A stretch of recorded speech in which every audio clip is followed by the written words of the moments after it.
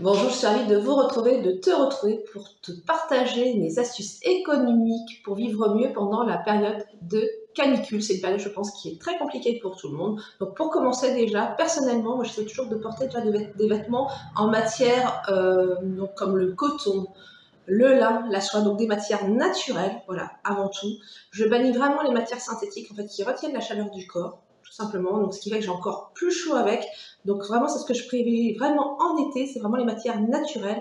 Alors, je sais qu'on peut très certainement trouver aussi des vêtements, je pense, en friperie, qui ont déjà peut-être une bonne vingtaine d'années et qui sont donc pas très chers et en matière naturelle, matière qui était un peu plus privilégiée auparavant. C'est vrai qu'on en trouve un petit peu moins dans les magasins. Donc, si on a vraiment besoin d'acheter donc des vêtements, je pense qu'on peut privilégier la seconde main et trouver vraiment des pépites. Et n'oublions pas que les matières naturelles, ce sont les matières dans lesquelles on se sent vraiment le mieux, comme la soie, c'est très agréable à porter, très léger et très agréable, donc je recommande vivement. De même aussi, en été, en fait, je porte beaucoup de vêtements amples, pas de vêtements qui me compriment, voilà, trop serrés, trop près de, voilà, qui me serrent la taille, donc toujours des vêtements amples, voilà, dans lesquels donc, je vais me sentir vraiment bien à l'aise, et surtout, je privilégie aussi les couleurs claires, comme le blanc. Je bannis absolument le noir en été, pas de noir, donc des vêtements plutôt clairs, comme là aujourd'hui, j'ai pris ma petite robe blanche, voilà, donc je la trouve assez jolie, très agréable, elle est en coton, donc elle est très agréable à porter. Le haut est un peu ajusté, mais le bas est un peu ample, donc vraiment, je me sens très à l'aise dedans. De même aussi, donc j'essaie aussi de me rafraîchir aussi, donc en prenant un bain de pied.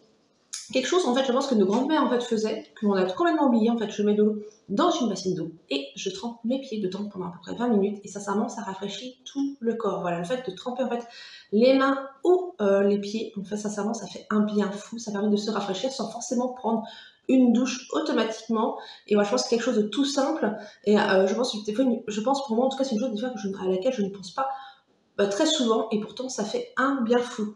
De même, je prends aussi un gant que je vais mouiller. Et ce gant, en fait, ce gant de toilette, en fait, je vais le passer en fait donc sur mon front, sur ma nuque, au niveau des lobes, en fait, de mes oreilles, les coudes et les genoux. C'est pareil, c'est quelque chose qui va me rafraîchir. Donc je fais ça un peu toute la journée.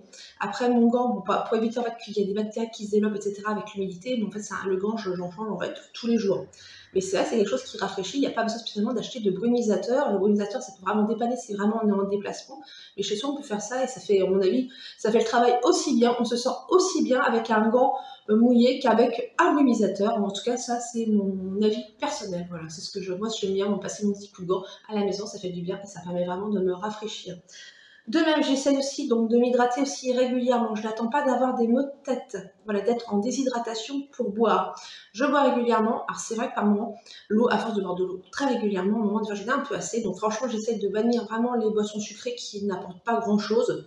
Bon, après du plaisir, bien sûr, mais sur le moment, mais je privilégie vraiment l'eau. Donc ce que je fais, c'est que dans une carafe, je la remplis en fait d'eau et je mets une petite rondelle de citron, ce qui fait que mon eau elle a un petit goût, donc ça passe déjà un petit peu mieux quand on est un peu lassé de boire de l'eau plate toute la journée. Ou sinon dans mon jardin j'ai de la menthe, donc je découpe des petites feuilles de menthe que je mets dans mon eau, toujours dans ma carafe au réfrigérateur, ce qui fait que ça fait de l'eau fraîche qui est aromatisée, qui a un petit goût très léger, mais c'est très agréable.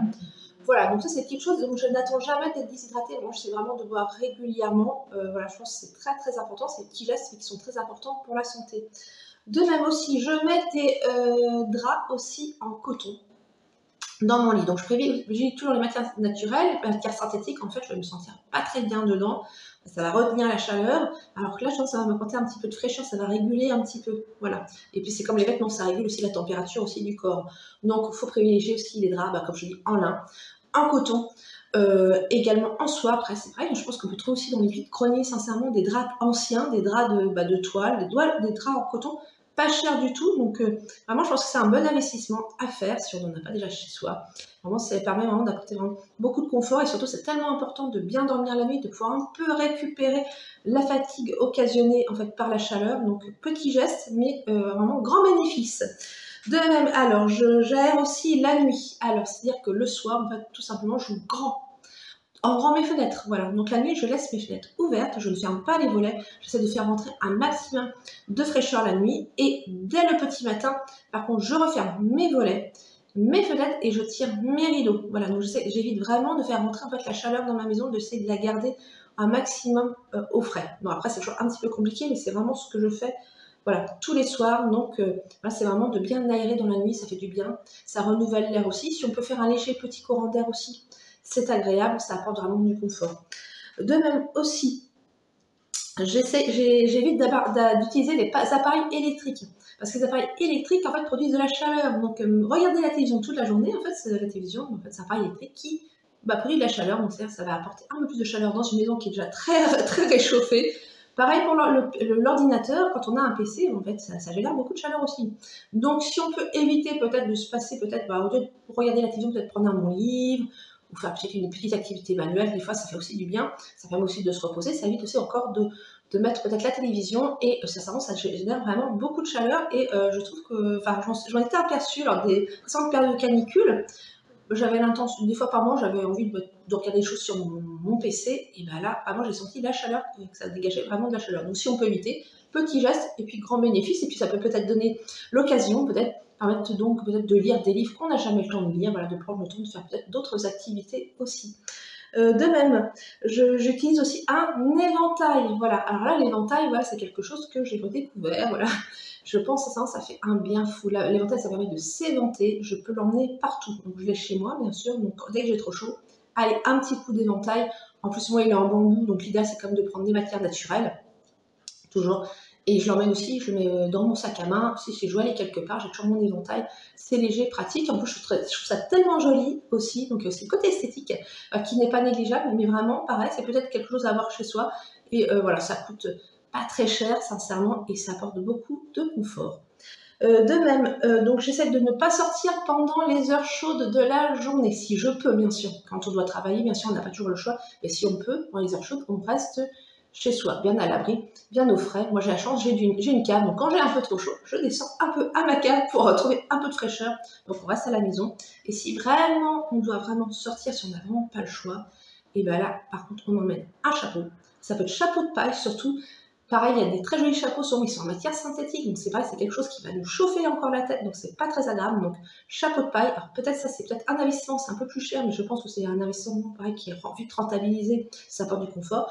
Une casquette aussi en coton, donc évitons les matières synthétiques, et d'amener peut-être avec ça aussi, comme je l'ai dit précédemment, un éventail et une gourde aussi, donc de l'eau pour se rafraîchir. Voilà, ça c'est indispensable pour s'hydrater. On ne sort pas comme ça en pleine chaleur et on essaie de privilégier aussi les endroits à l'ombre et toujours prévoir dans un petit sac, sincèrement, voilà, le chapeau, la gourde, c'est pas grand chose et ça peut faire tellement de bien. Voilà, donc ça c'est important, donc pour éviter vraiment la déshydratation et se sentir mieux.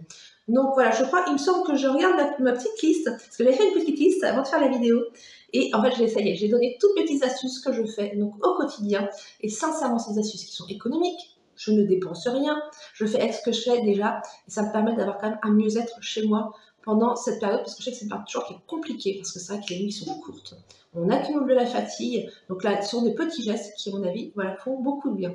Donc écoute, n'hésite pas à mettre des petits commentaires, bien sûr, à me dire ce que tu fais toi aussi dans le quotidien pour essayer de vivre un peu mieux, voilà, malgré la canicule, et à mettre un like et à t'abonner si ce n'est pas déjà fait. En tout cas, je te remercie de m'avoir suivi et de m'avoir écouté, et je te dis à très bientôt.